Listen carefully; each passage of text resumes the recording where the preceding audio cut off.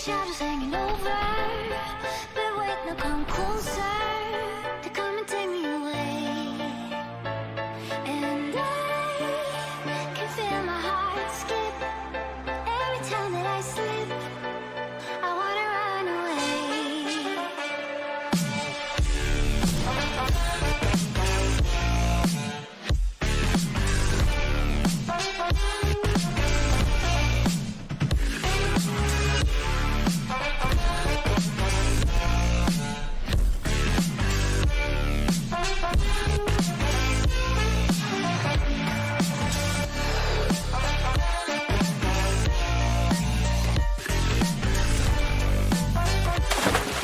Yo, what is up, guys? Welcome back to the most controversial podcast in Malaysia. I'm your host, Derek Chow.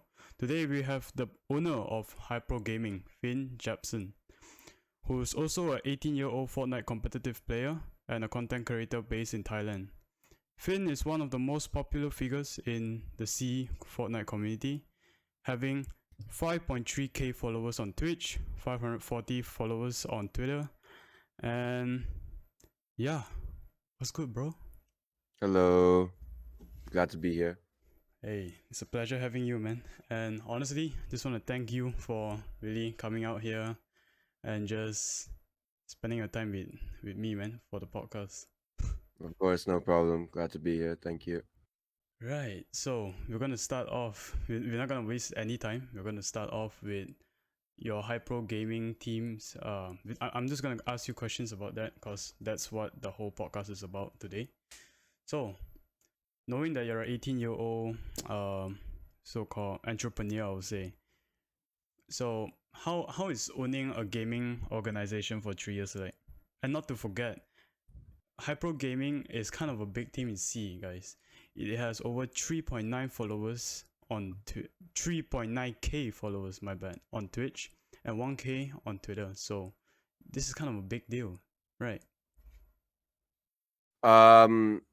Yes, so what's it like? I would say really, well, at the moment, to be honest, just to sort of identify how things are currently, I'll be honest, 2022 has been a bit of a setback year, and that's for me personally. I have a lot to do with how the team runs on a day-to-day basis. And I mentioned this earlier this year, but there were some problems, things in my personal life, and also with finishing school that sort of meant running the team as a whole sort of took a step back. I see. People that know me though will know that I am taking steps to uh, put things back into place. It's very difficult though. I think one of the things people really underestimate is when you step back from that for an extended period of time, it's it's an insanely underrated task to come back to that with, you know, the time that you've left it behind for, everything, the time that's passed you by, all the things you've missed in that time that you have to put back into place. It's really hard, but that is currently the challenge I'm overcoming right now. But in terms of how I ran it, in its prime, I guess you want to say, in its prime, Yeah. it is a hands-on job. It is a 24-hour job, really. Especially when you think about the emphasis on events that I would have. So, you know, we ran several events. In fact, people who know our last big tournament, which was the tournament that celebrated 2 years of the organization being active, we had about 1,000 live concurrent viewers watching on Wow. our last duo tournament. It was. So Mm. we did stuff like that, and that I was commentating. That was a 10-hour stream. I did not get out of my chair for that 10 hours, just like being in front of the camera. But I love stuff like that though. I love stuff like that though, and stuff like that obviously takes a lot of planning.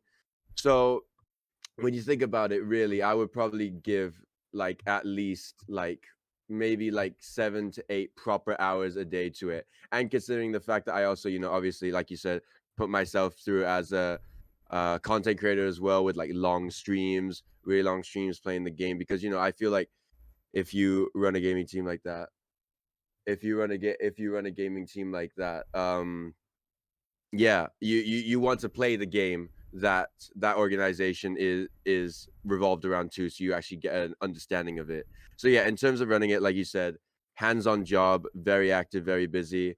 Events, every few months there's a new event, and that requires its own amount of planning. And for me, I'm a perfectionist, so I really like to take full control over stuff like that, make sure I have the last say on all details. So yeah, 7 to 8 hours a day on most days.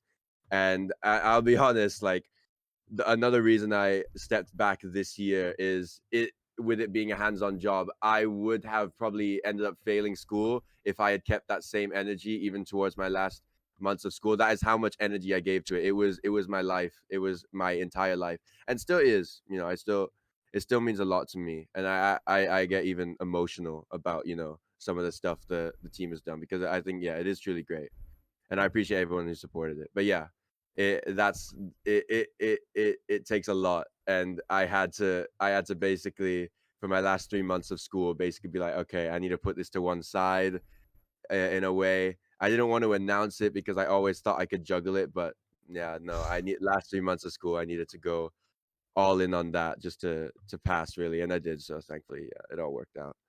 But I yeah, that's see. pretty much it in terms of running it. Yeah.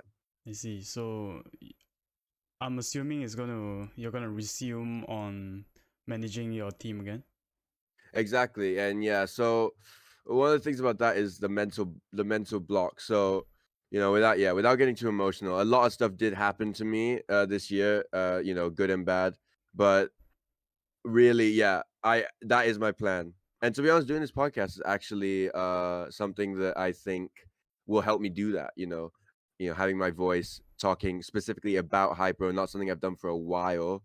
And yeah, it's something I want to do for sure, but I can't tell you literally. It's just how I would describe it is like that, just that feeling of just like the longer you're away from it, the more The urge. scary, the more Yeah. intimidating the task of putting everything back into place is. But indeed, that is the task I have for myself, and I hope to eventually do it. And we're coming up to the new year and stuff, so I think it's a good time, at least, to get things back in track. But yeah, yeah, Right. that's all. I see your team in particular, you have diversify in terms of your game roster. Like you have Fortnite, you have Valorant, and as well as you have other three, if I'm not wrong, two or three servers where you host scrims and clan wars. And that's kind of big too, because the Hypro scrims is currently has 5k members, and the clan wars has 2k Discord members. So I would say it's definitely difficult. I can tell it's gonna be difficult, but honestly, when you were away, I seen your team. You also have management teams and things like that, right? So what are your thoughts on that? What are your thoughts on them helping you manage your team when you're away?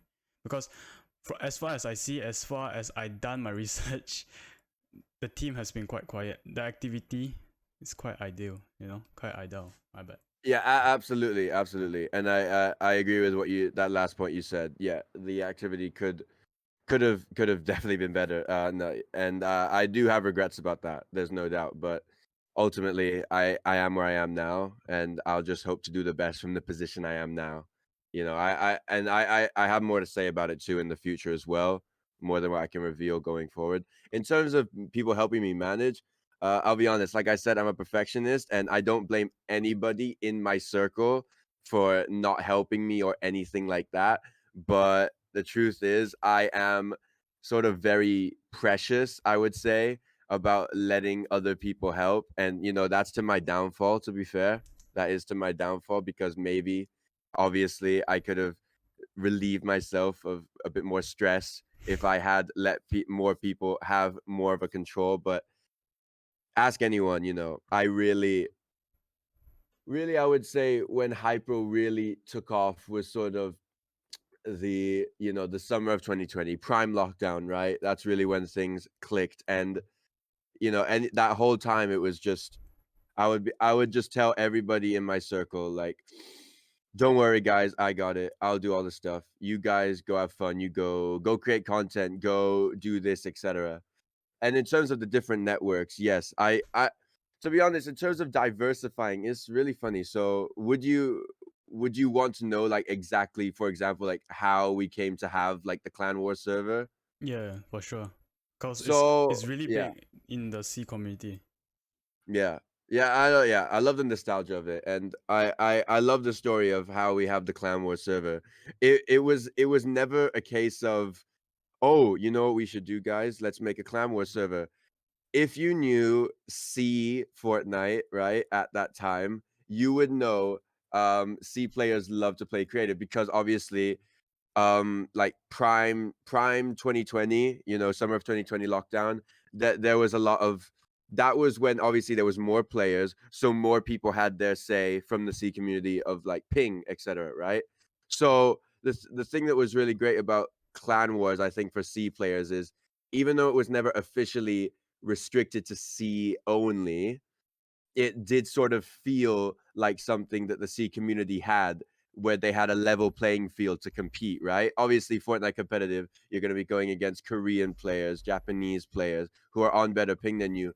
But with the Clan Wars, it was something different where you would notice most people were on the same ping as you, and they would play against you, and it would be competitive, and there was small cash rewards available, and that was very valuable to the C community. So originally, the Clan Wars server was not a Hypro entity. However, I knew the main founder of that server at the time when it was absolutely at its peak. And I remember there was sort of a passing of the guard, really, where they said to me and my partner at the time, Hypro Augie, where they were like, "Okay, I don't want to do this anymore. I don't want to run this server."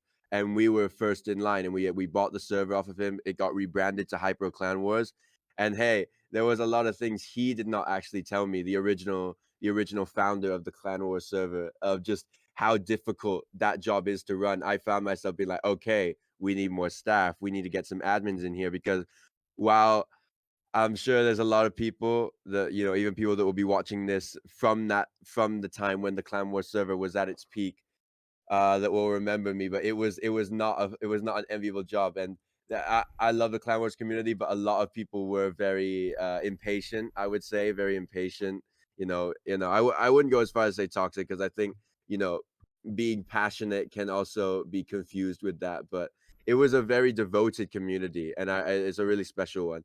Of course, nowadays it's not as active. The Clan Wars server, that is actually not something that is because of the break I took, but also just because as time went on, people got less interested with Clan Wars. It sort of became a repetitive medium. Everyone that knows it will know that after some time it did become stale, and that was no one's fault. It's just the nature of how the games were played, right? So yeah, but in terms of that, Hypro competed in the Clan Wars as well. You had many like devoted teams, but there was also a lot of controversies, right? You would have these people who figured out a way to monopolize how it worked. Like they would poach the best players in the Clan Wars like scene, right? The best, and get them into their clan,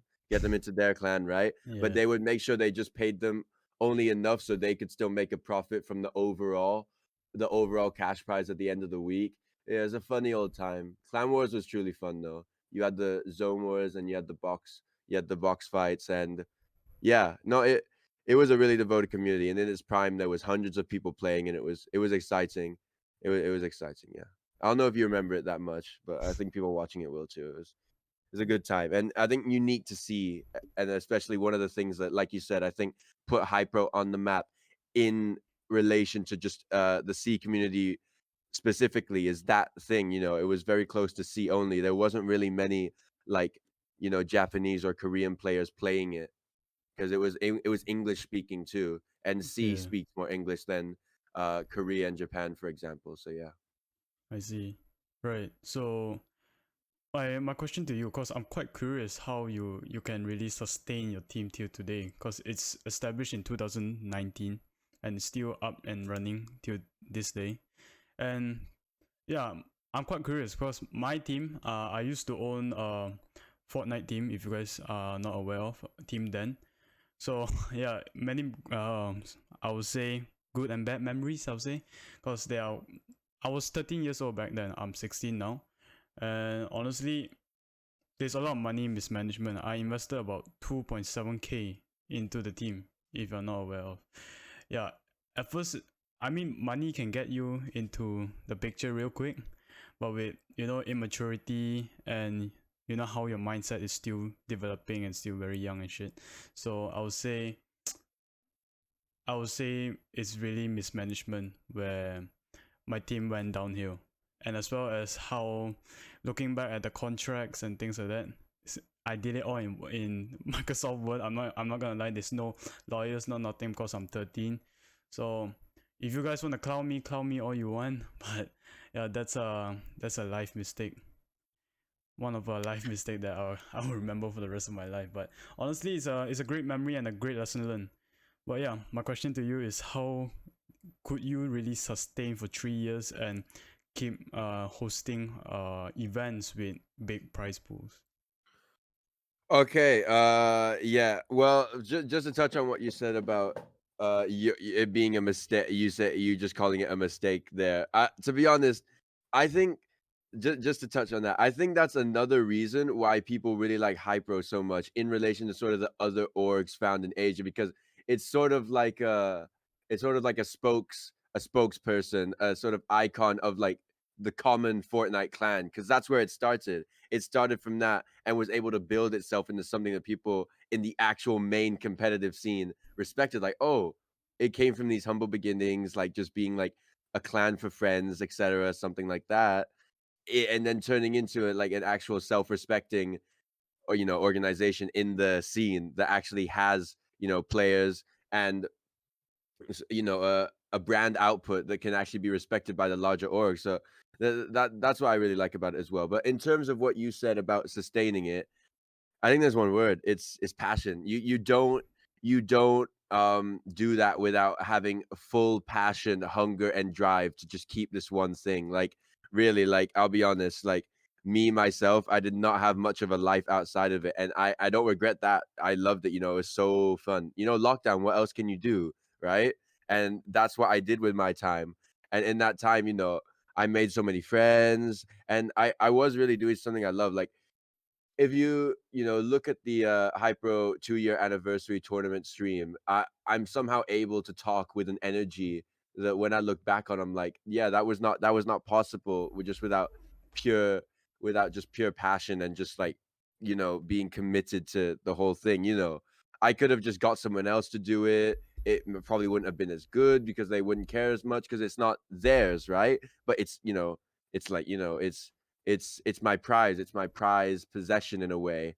And I think that is the main thing. Really, I took pride in it. I had people around me that would give me good ideas, but ultimately it's passion, man. If you're passionate about something like that and you care about it, you'll care enough to do whatever it takes to like, keep it above water, you know what I mean? So I think, yeah, that's what I'd say for that. Yeah, yeah, I respect that, man, for real.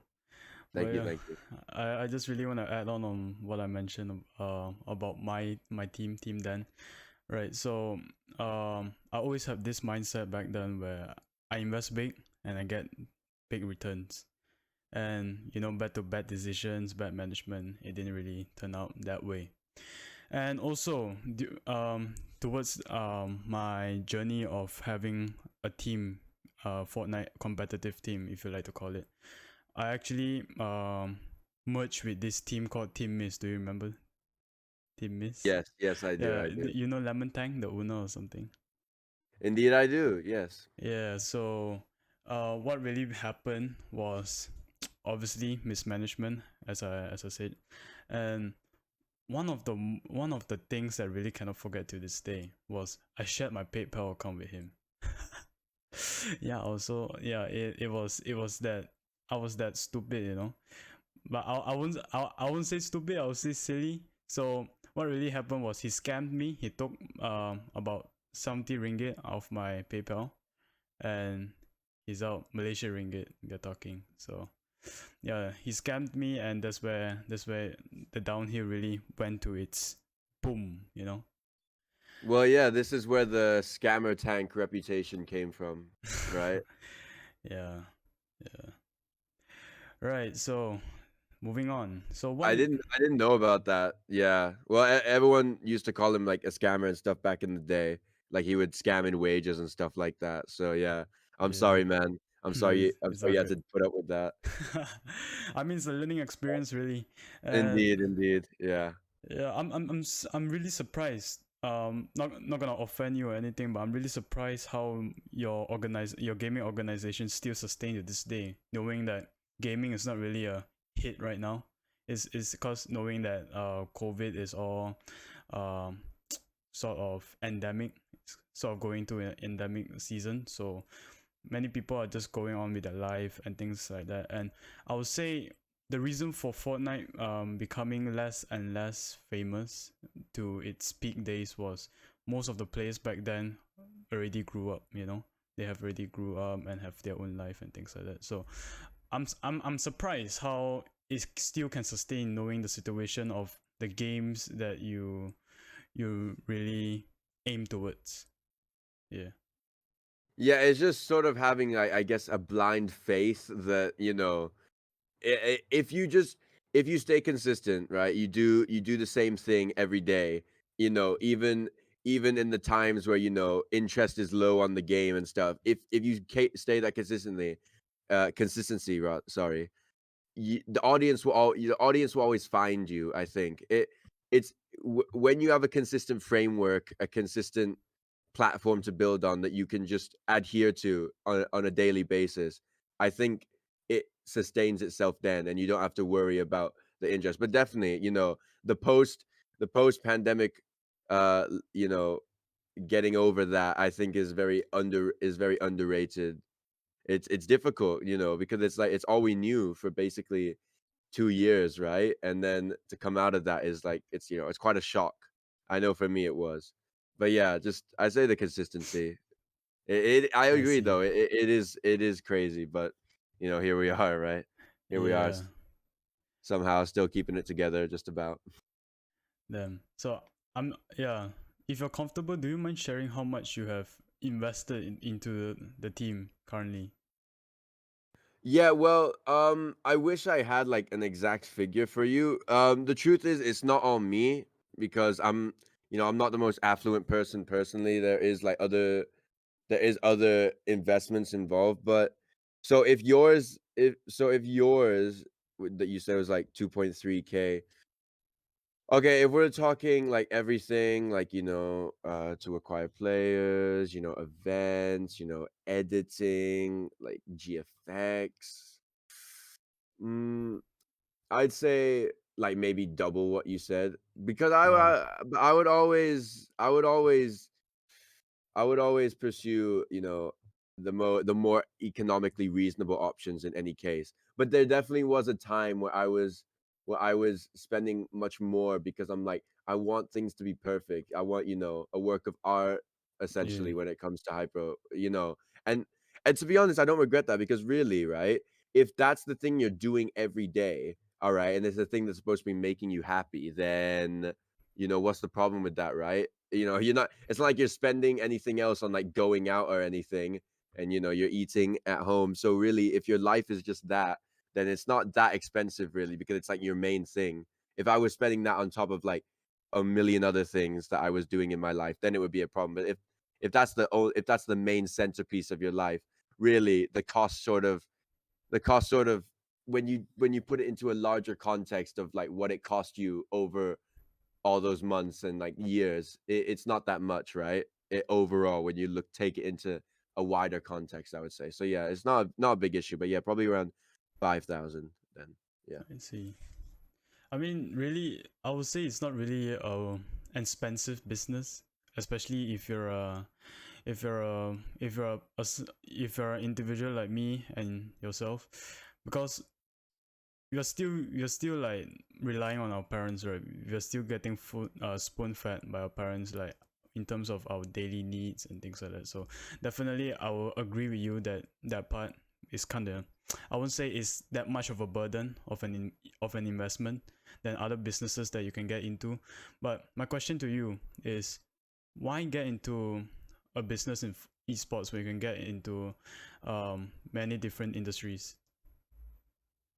Well, again, I think it comes down to passion, right? Like really, I I actually I had not been playing Fortnite for that long when Hypro first started. Like really, well, re- it started as just like wanting to have a team, like seeing, so many other people like rep their team like in their IGN name. But I think when you look at it, it it was never sort of for the sake of making a return on profit or anything like that. Again, it was just a pure passion project. It's just like I don't care what it gives me monetarily in return.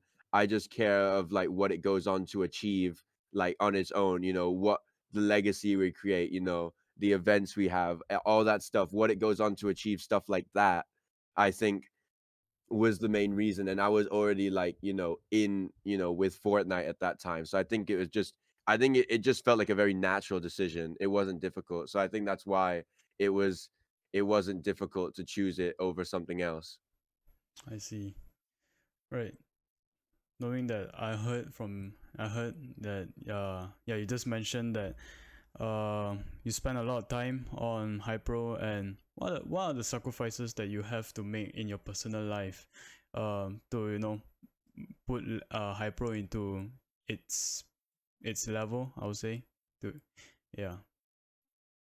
Personal life sacrifices. Well, we were all in lockdown, so that when it was at its most busy, we were in lockdown. But yeah, basically the only two things I had really in my routine were Fortnite, which also obviously included Hypro, and football training. That was really it. There was not many other things. There was not, there were no trips. There were no like really going out doing anything else. It was just those two things.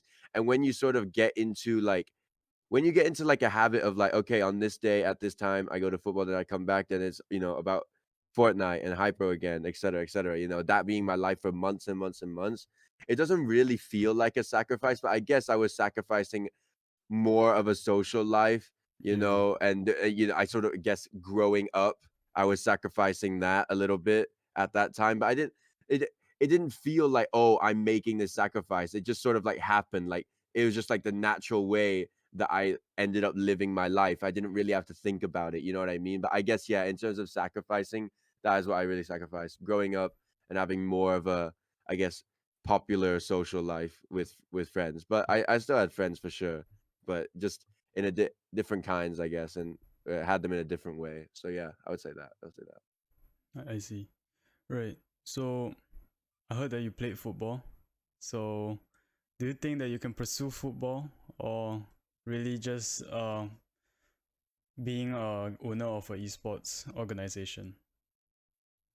Well, the thing with Hypro is obviously I'm always understanding there's a realistic possibility that one day I'll have to say goodbye completely.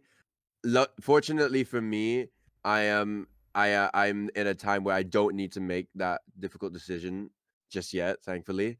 But uh in terms of football, it's funny you say I don't say it too much, but the way I look at it is right now, I've taken a gap year since I finished high school. So I'm actually using this year to sort of assess what opportunities I have in my life. And one of them is football. Obviously not to the point where I'm, putting all my hopes on it, but yeah, I have been enjoying my football a lot lately. I do actually play in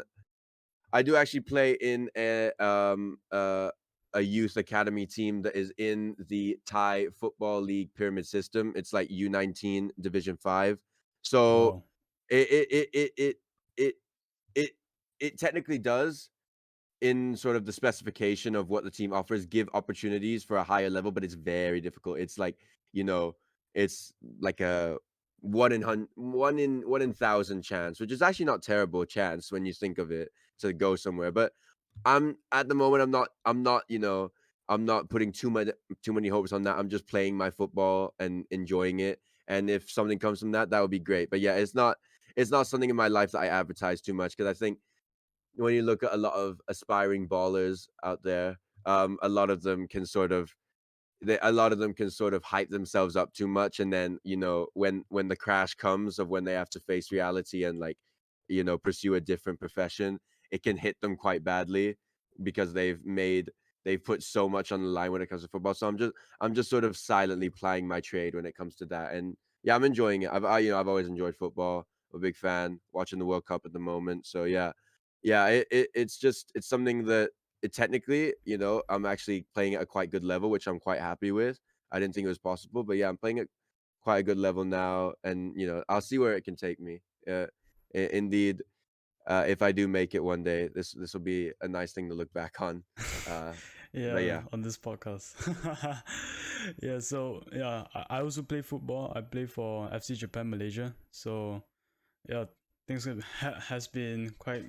This year has been kind of a wild one, honestly. Yeah. So I'm just wondering, what position do you play? so I play center back and right back. I It depends. It depends on who's fit and available in the team. I prefer center back. That's my preferred position, but sometimes I get put out on the right. But yeah, I I, I don't complain. I'm a team player, so yeah, I do that job. What about you? Where do you play? To be honest, I've been picked to play striker a lot this season. So yeah, Nice, even nice. even though I'm actually honestly I would say I'll prefer center back as well. But knowing that our team has limited amount of strikers, my coach be like, you know what, Oh yeah, let's try yeah. this It's what you guy got to out. do for the team. Yeah. Yeah. So scored a goal. Yeah, it was a memorable one. Yeah. Nice, So probably nice, I'll stick with striker too. nice. Yeah. I'm still waiting to score a goal in a proper game. Well, I'm looking forward to that day. Yeah. I mean, it's a special one, really. I mean, you get the hype around, your teammates and the people watching you play. So What celebration did you do? I didn't do any celebration. Oh, I was like, oh, I yeah. scored. Okay. Yeah, overwhelmed, overwhelmed. I get you. Yeah. Yeah. Right. Back to High Pro. So, what is your ultimate goal to in the upcoming years? Oh, that's a really good question. Without being too specific and without sort of setting things at too crazy of a level, uh, I want High Pro, no matter what, to be remembered, to be rem- to be remembered as a team for the people, and to be remembered for achieving greatness with limited resources. If people can look back and think of it in those distinct ways, I'll be very happy. Then, right. So, do you consider any esports organization in the C community a real esports business, knowing that our our my assumption would be 60% of the C Fortnite community is operated by kids. So, yeah, do you think it's a real business? A real business, to be honest, I don't think it's for me to say, right? It's for me to say. Do I respect a lot of them? I do respect them. I do respect them. In terms of a real business, I think, I think we get into semantics about defining a business. So I probably wouldn't say that, mainly because I don't think I'm qualified to give that label, but I respect a lot of them, but I'm actually not really as familiar. I'm kind of embarrassed, but I'm not as familiar with what teams are around these days. Other than I'm not. I I could name teams with you all day and be like, oh yeah, I remember that team. But it's yeah. I respect C teams though. Hypro would not have nearly as much attention on it if it wasn't for other teams to sort of support a wider community. And I'll be honest, like a lot of people throughout the years have like done comparisons with like where Hypo ranks against other C teams, and at times we've ranked first, and I'm really proud of that because I think C, say what you want about it, maybe it's not given as much respect by the wider Asian community, but I think it's a really nice community, and I won't forget a lot of the friends I made in it as well. It's a great community, and to say that Hypro has been part of that in a very like significant way, I think is a special thing. So yeah, in terms of other C teams, there are some really good ones from the time I remember. I'm not as familiar with the ones now. Are they a real business? Debatable. That's just hard to say. We might need to get an expert in on that one, but yeah, that's why. Right. Right. Damn. Honestly, it's been a wild journey knowing that I have also been a content creator after disbanding my team. I tried content creating for almost a year during lockdown 2020, if I'm not wrong.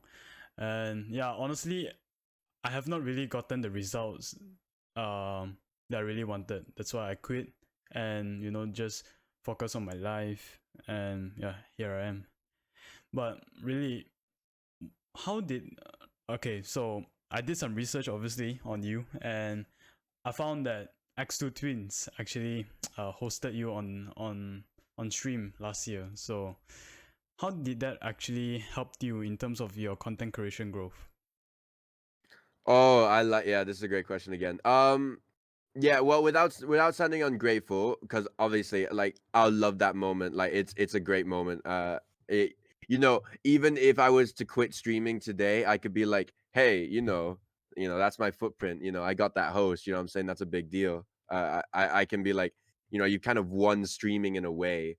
When Yeah. not a lot of people can say that they've got that, and I don't even know if they still host small streamers. I'm not even sure about that, but one thing I do have to say though is big hosts like that are kind of overrated. To be honest, they're hopped up to beat. But hey, I'm not to be ungrateful. I am so happy for it. But I'll be honest. I think any potential viewers from their channel that I got were probably gone after a month, to be honest, and my view count really returned to its old view count. So let's say my average views at that time was like 10 to 15. The month following that host was like 20 to 30, which is actually quite good because when you think about it, right? Like, what, like a 10,000 host, and I'm just a random streamer to them. To get that is actually quite good, but overall, I've got followers. Like followers stayed because they just follow you and then forget, right? But Yeah. for overall like live viewers, I think we know this about Twitch. If you get a few of those big hosts, then you're cooking. But it's a sad thing, really, because when you hear about like streamers that sort of got big off of a big host. I can't name like the main ones like right now that like got famous off of one big host, but there are ones, and what they do is they get your attention with something really like they just do something really insane or like unique at that time to like keep the viewers. You got to keep them at that time, and I think that's something that I just didn't appreciate. I was just so like blown away in the moment of getting that host that I was that if I could have, froze time and done like a super calculated move. Okay, what do X2 Twins viewers like? How do I keep as many of these people on my channel as possible? I would have tried to make that move. But I think at that time I was just like, whoa, crazy.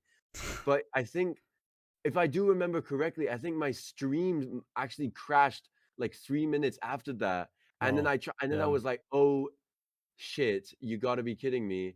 And I got it back online as quick as I could. And I think I had like and I had 6,000 viewers. oh, I had 6,000 viewers before it crashed. I came back like a minute and a half later, and it's like 300, and then oh damn. 10 minutes later, all gone. So it's like, but hey, Yeah. and but I'm not ungrateful about it at all. It's a really great moment, and when I look back at it, I'm like, wow, like yeah, that Yo, is a pure moment of enjoying streaming. I love streaming for stuff like that. Yeah. what's really funny was at that moment you actually got your whole family to say thank you to them. I was like, Yes, it I was know. hilarious when I watched that video. I was like, oh, wow. I know. It was a little bit embarrassing at the same time because they were like, there was like what's going on, and I don't think they truly understand that like thousands of people were watching them at that time. But yeah, it was funny. It was funny. Yeah. Damn. Right. So honestly, now that you mention it, I would say it's kind of a hit or miss type of thing where you can. It's like sort of a jackpot where you can how much. It's like how much money you can get at that period of time. In a way where Yeah. you can Exactly. attract Exactly. how Yeah. much viewers you can get during that host. Right. So my real question to you is how do you still have that motivation and sort of passion to still do content creation and still run your team? Because I noticed that you have been quite inactive in your channel for about 2 months, and just 13 days later you came out with not 13 days later, just 13 days ago you came out with a new video. So yeah. Yeah. Well, YouTube content creation has always been quite difficult for me. Even like when Hypro was in its prime, I was not releasing much content on my personal channel, and that is actually because Hypro took up a lot of my time. So really, other than streaming, I couldn't do much for my personal brand. So that's mainly why as well. It's not just being inactive for my channel. Even when I was active in the scene, I was not active as much on my YouTube channel because I was, doing content for Hypro's channel, doing, managing everything, etc. How do I have the motivation to keep going? Well, for me, when I came back after a long time, even though there was a lot of things that were tainted by the fact that I had been gone for a while, I still looked at many things, and I was like this. I looked at it and I'm like this is why I still care about this stuff. Like I think if I was like trying to start streaming and like set up my streaming widgets and like set up like commands and stuff for the first time after like graduating school, I probably would have been like, nah, screw this, I don't want to. But when I looked at my channel, like my Twitch channel specifically, and I looked at like the panels that I like all like the stuff I had there. I'm like, wow, I spent a few years putting all these pieces together to look really good, to look aesthetically pleasing to me, etc.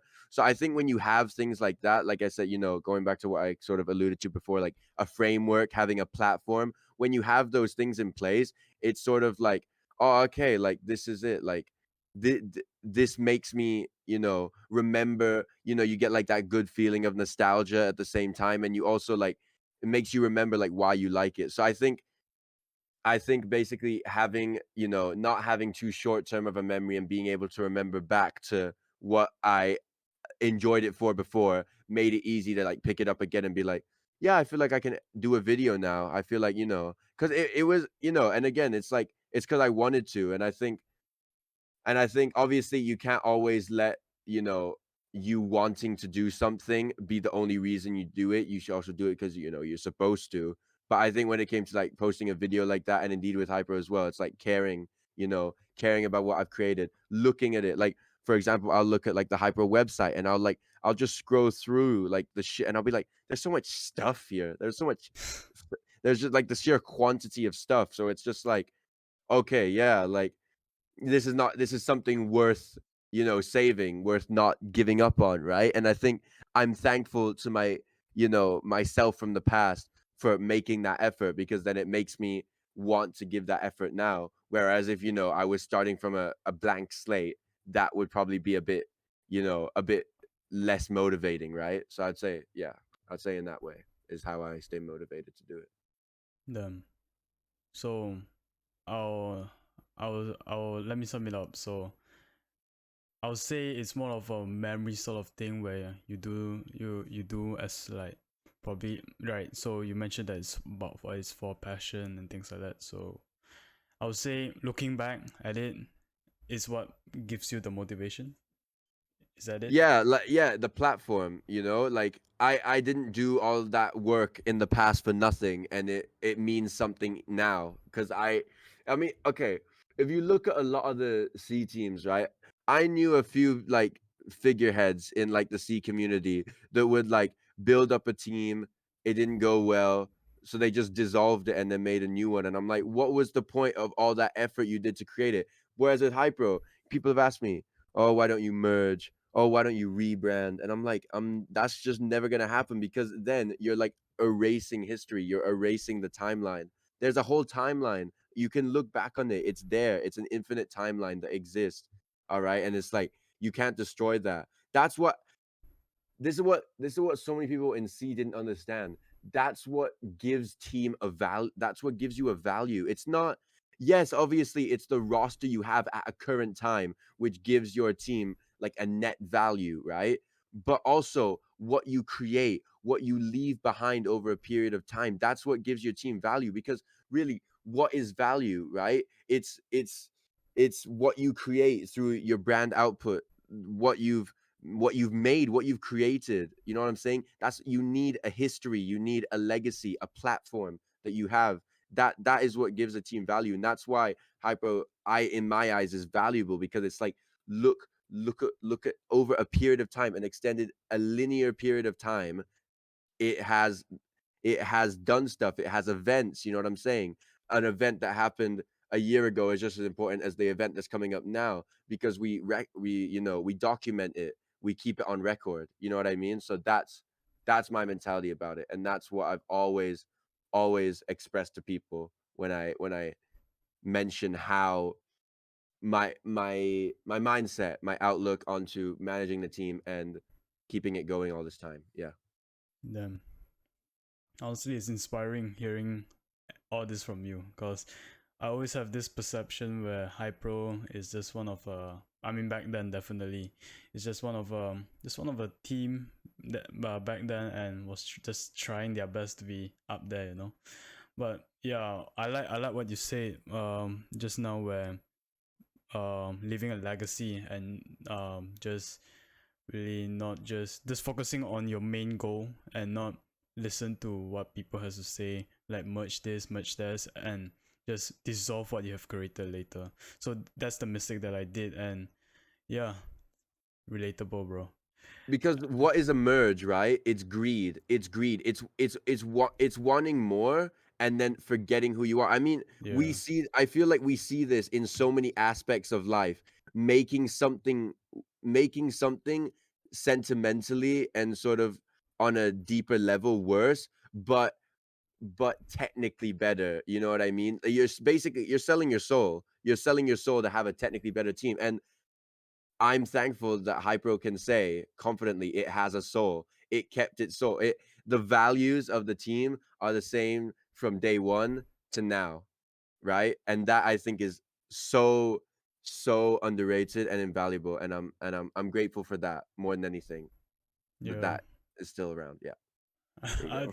I I totally respect your your your journey and things like that, and yeah, I just really want to know, what does Hypro really stand for? Thank you. To me, to me, Hypro, Hypro, Hypro, what it stands for. Try to put this in the best words I can think of. I think I mentioned it before, but what Hypro stands for is, I think, the accessibility of esports. You know what I mean? Obviously, I think Hypro is actually very privileged, right? If Hypro was trying to do what it is now, if Hypro was trying to do what it is in a larger esport, like for example, it's a larger region, sorry, a larger region like NA East or Europe, we would get absolutely smoked. It's so much more expensive, right, to actually make an impact in those regions as an organization, because there's just more organizations with way more financial backing. So the great thing about being in Asia, and specifically, being the main representative of Southeast Asia, is that it's actually accessible. So what I would say Hypro stands for, Hypro stands for being proud of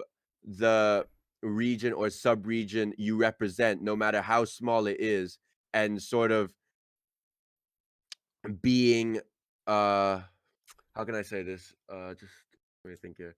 Being the being the main face of that region, and being proud of it, being proud of your roots, and be and showing that, you know, it's accessible to people, showing that you can put right, put Southeast Asia on the map. Like really, I don't want to, you know, I don't want to big myself up too much, but I think I would like to say Hypro and what it did helped a lot with like even people that weren't necessarily associated with it, putting Southeast Asia on the map in terms of the wider Asia community. So I would be like, yeah, if you ask me in short, what does Hypro stand for? It stands for, you know, the common gamer. It stands for the common gamer and being proud of the community you represent, no matter how small and no matter how indifferent compared to the bigger scale. Yeah, that's what I would say. Yeah. Right. So you also mentioned that Hypro is a conjoined organization with yourself and the other two owners. So I've seen that. As far as I heard from you just now, I felt like you were the only one of the that you're like the only one owner that is really putting the work into the business. So what about the other two? Knowing that they're quite anonymous, you know, quite quiet. So what about them? About them, they are fantastic. They are fantastic people. I don't have a bad word to say about them. And like I said, the reason that it's me more than both of them is first of all because you know, they respect my knowledge of how it works compared to them, and also like because because I it if I asked them, they would. But like I said earlier, I'm a perfectionist, so I always took it upon myself to do that, and I don't have a complaint about it. They help more with financial aspects and sort of more sort of behind the scenes things like the merchandise, for example. I didn't know like a clue about you know, putting that together and like what it took to do that, and they helped me more with that. So I'm grateful for them doing stuff like that I'm not as competent in, and I focus more on just like the pure esports relation side and in relation to Fortnite specifically, because like you said, there's also Valorant. Yeah. The one of the other owners is more focused on that. When it was operational, Hypro more so they were focused more on Valorant because they knew more about it. I really don't know much about it. For me, it was just Fortnite was my main focus. So yeah, although it doesn't seem like they have as much of a prevalent role, they're still very important, and I still still appreciate them. I still appreciate them very much. So yeah, not a bad thing to say about them. So will they Absolutely. stay anonymous or? Well, one of them isn't Hyper Augie. He is on the face with me. You know, he's been around. He's been around. We we've done a lot. We've done a lot in the game together in Fortnite, and he's now mainly a Valorant player. Also, he's in university himself. And the anonymous one will remain anonymous. That's just how it's been. It's not something I publicize too much. People always ask me, you know, about the ownership structure, which I'm always happy to answer. But it's just like yeah, this is actually a great question, and this is actually something I just want to say. Anyone that knows me and knows how I used to speak about teams when I was more active, and you know, certainly trying to be more active going forward. I hate and I really do not respect people who sort of make their team as an extension of themselves. I would never in a million years want the legacy of Hypro to be Finn Jepsen Esports. That's not what I want. I want it to be its own, and that's why I really hate people who sort of like make it all about themselves. Now I won't name names because really that is just like a petty thing to do. But you've seen it. I swear you will have seen this, right? The timeline, for example, on Twitter, the timeline of the of the team's account, like half the tweets are just retweets of the owner, and then they put owner Yeah. in their bio, right? And it's like, Yeah. wait a second, this just feels like it's just an extension of them. You know what I'm saying? Like that's why when like there's updates about the team and et cetera, you won't see it coming from my account and then them retweeting it. You won't see that because then that's like, what's even the point of giving this team its own name and face if it's basically just my face on the front of it, and then it's just being filtered through this funnel of just like a team. You know what I'm saying? This is what I've never respected people to do that. And there's been people in this scene, especially in C, who have done this, who they've done this, and the whole it seems like the entire aspect of the team is just sort of there to serve their ego, really, and I hate that. I hate that. So that's why you don't hear me talking about myself in an ownership structure really that much, because I don't want it to be known as my I want Hypro to be known as Hypro. You know what I'm saying? And I think if you really sort of remove the hello, I am, me, I am the face of it, it makes it more a team for the people. It makes it more, this is everyone's team instead of just, oh, it's mine. You know what I'm saying? And Yeah. people connect with it more for that reason. How hard is it to connect with something that basically just feels like someone else's personality turned into a brand? You know what I'm saying? It's like, what the hell? I'm just stroking someone's ego. This doesn't mean anything. This has no value to me. This doesn't, this doesn't represent me. This doesn't represent anything I care about. But you remove the the ego, and you remove like the self-centered aspect of it, and just make it something that's for all. I think that is way better, which is why you won't hear me talking about my my effect on it as much, because I'll just work behind the scenes, and I'm happy to do that. And I'll just have people love the team for the team, not because I'm the figurehead of it. It's all about me. No, definitely not. And I always plan to keep it that way. And that's the value I have. You've heard me mention my values of a team and how I think it should be. And this is it. Like, you're hearing my raw thoughts genuinely of like how I think a team should be ran. And the greatest teams do this, but I think with C, especially, like you said, when Fortnite was more popular, I think a lot of people they missed they missed out. They missed out on the right way to run it, in my opinion. Obviously, each to their own. Run it how you so fit to see it done. But I just think if if you're running it a certain way, and from the outside looking in, just making it sort of an extension of yourself, because that's how I just see about it. It's just an extension of yourself. It's just you projecting yourself in a different way. Like, yeah, you'll call it a name, you'll give it this name, like, uh, you know, so and so esports, etc. But really, it's just you. It's just you personified as a team, and I find that disingenuous. So I'm very happy that I never went down that path. Yeah.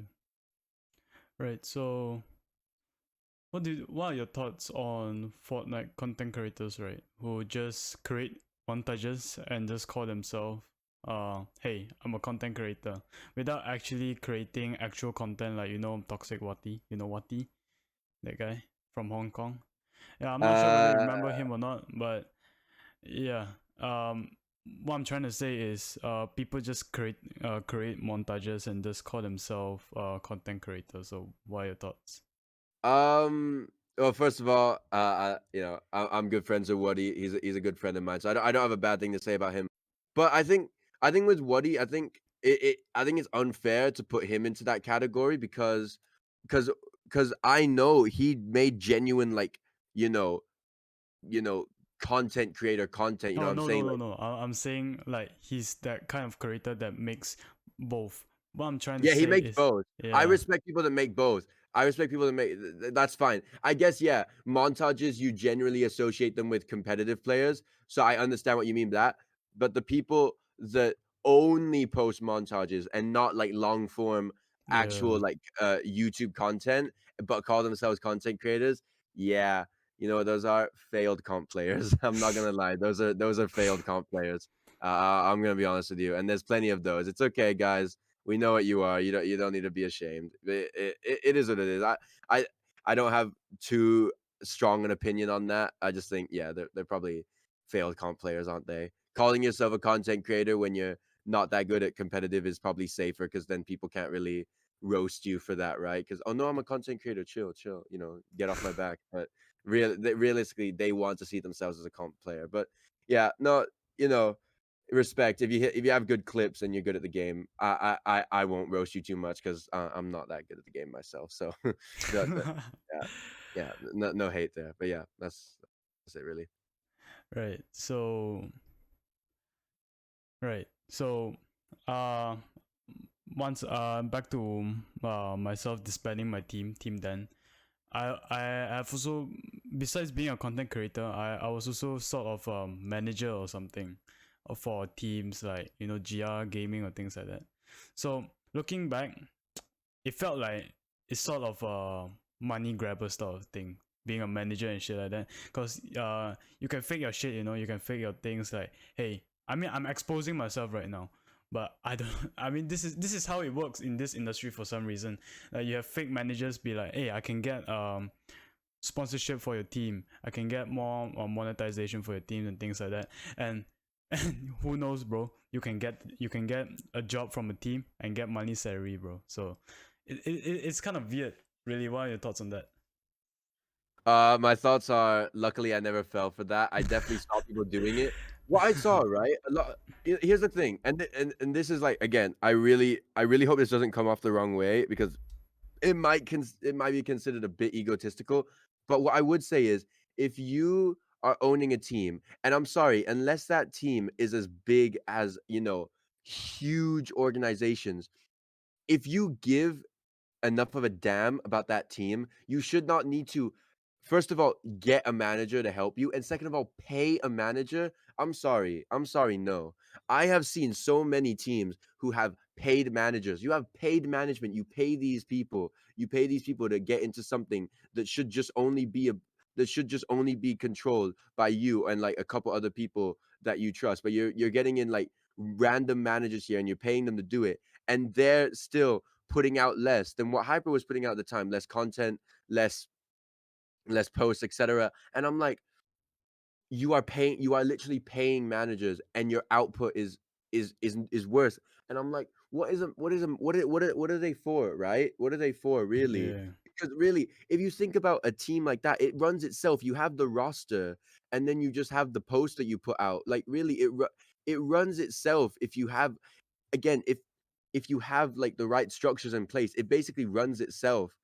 For the most part, that I really never understood teams that hired managers and then somehow managed to have less of an output than me, who's just one guy. And again, I really don't want that to be egotistical, but it's the facts. I don't know what you're.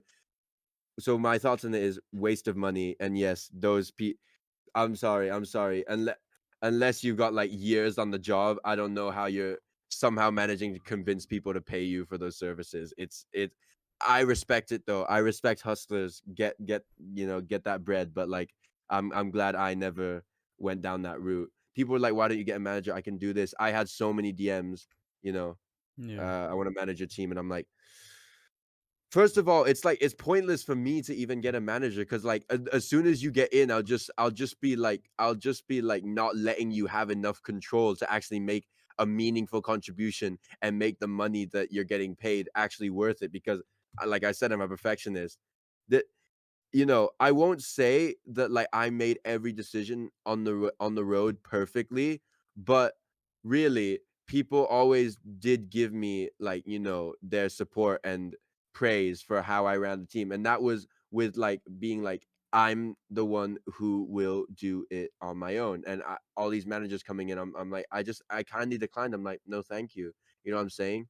And then, that's how I started to do it. So yeah, in terms of people that do that, respect the grind, but yeah, I think it's a little bit yikes, to be honest. Yeah, if you're paying a manager, I need to be seeing insane levels of output from your team. You know what I'm saying? Because a manager who's getting paid, they should be doing everything right. They should be a social media content everything yeah, manager. Like if you're getting paid, because this is what I always said, right? This is what I always said, how it worked in C. Like if you just look at just the sort of overall value, how people valued labor, I guess you could call it, in the industry.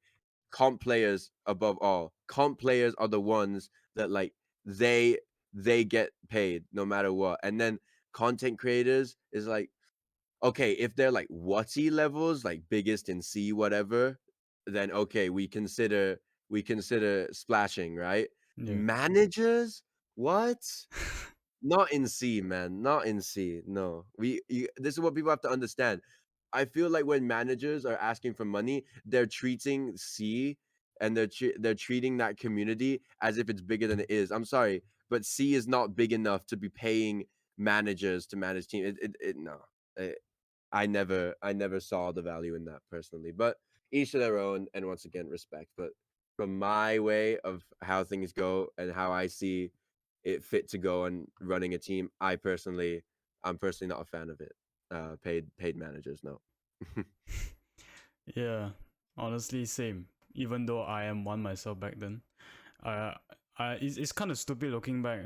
Looking at my so-called made-up CV where I say, "Oh, hate management for Gia Gaming," and to my surprise, when I look back, I was also your manager for Hyper Scrims or something back then.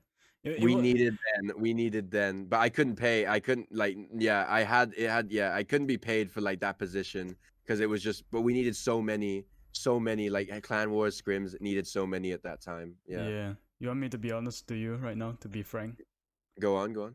I didn't do anything. Yeah, well, I didn't to do be honest, anything. it was fine at that time because the thing is, the way I separated it and made it work is like manager. So you have like the separate entities. You have Hypro Clan Wars, Hypro Gaming, the team itself, separate, and Hypro Scrims.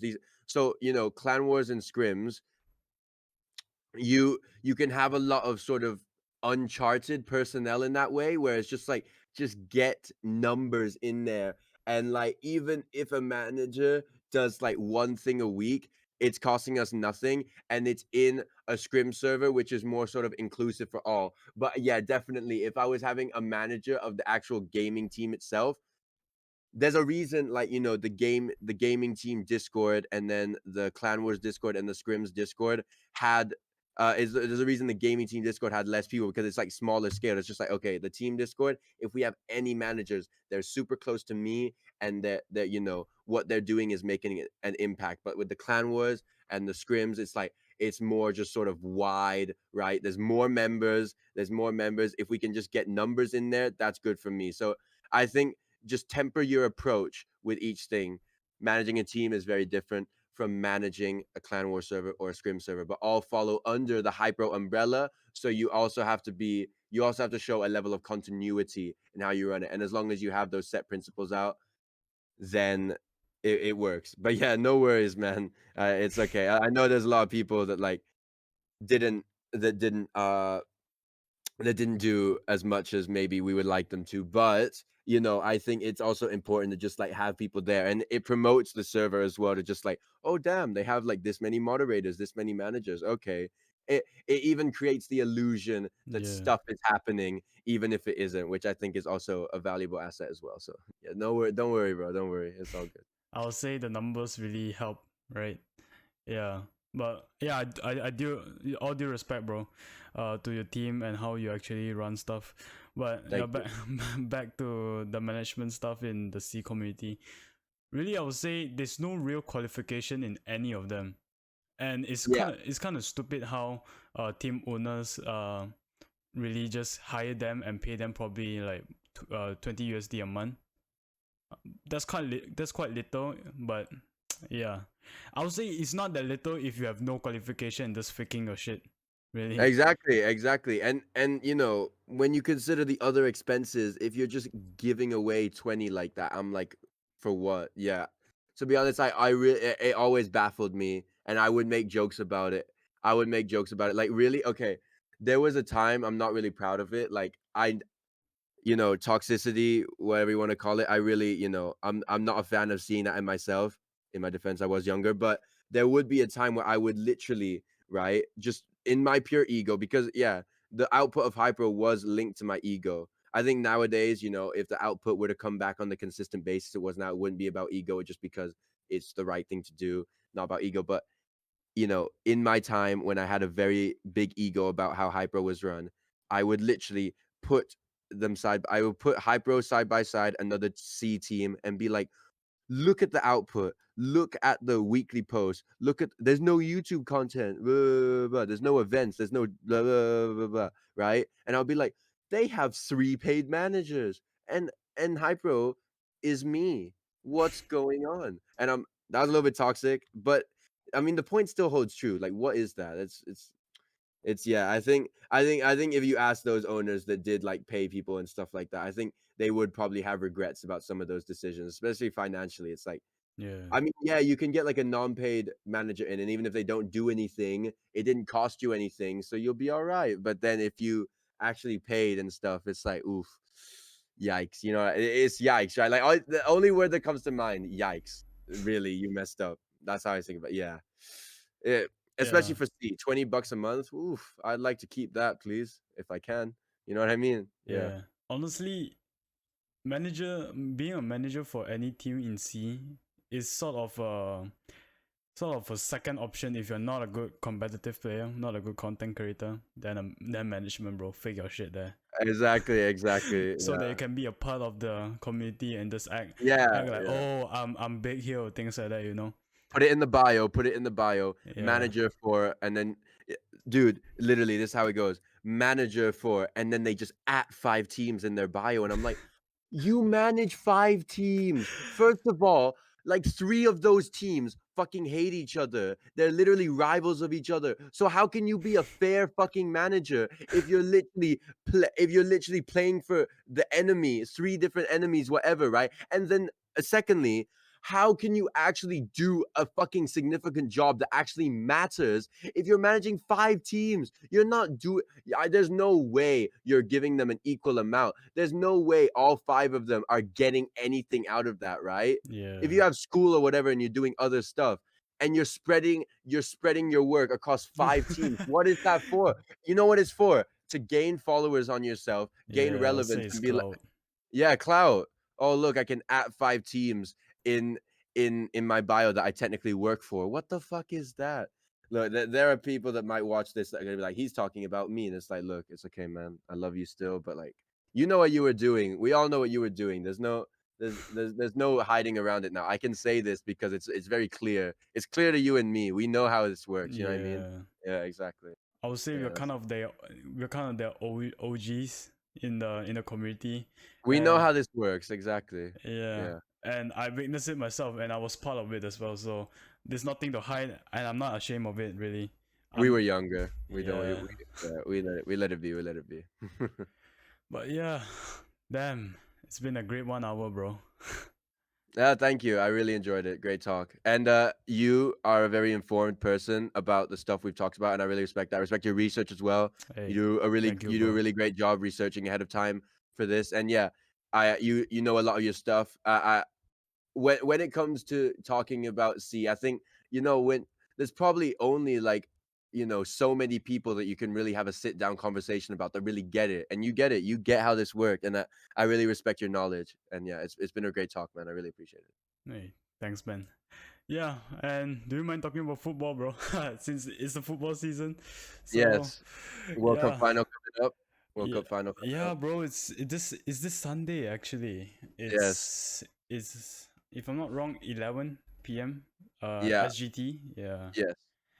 yeah. So what are you rooting towards to?